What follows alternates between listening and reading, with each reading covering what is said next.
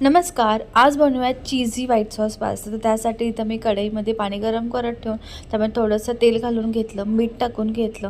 2 cup इथं मी macaroni pasta घेतलेला आहे. तो छान मऊ होईपर्यंत शिजवून घ्यायचा.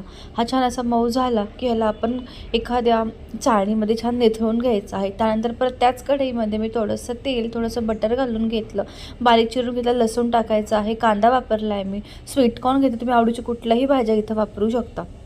त्यानंतर थोडं चवीनुसार मीठ घालून घ्यायचं, ओरिगॅनो, चिली फ्लेक्स आणि थोडीशी मिरपूड घालून घ्यायची. छान परतून घ्यायचं आहे. आता ह्यामध्ये मी 2 टेबलस्पून मैदा घेतलेला आहे. मैदा छान खरपूस होईपर्यंत भाजून घ्या. आता गॅसची फ्लेम बारीक करून घ्यायची आणि ह्यामध्ये आपण 1 कप असं दूध घालून घ्यायचं. इथं मी थंड केलेलं दूध घेतलेलं आहे. ह्यामधल्या पूर्ण गाठी छान मोडून घ्यायच्या. मस्त क्रीमी असा हा सॉस तयार होतो.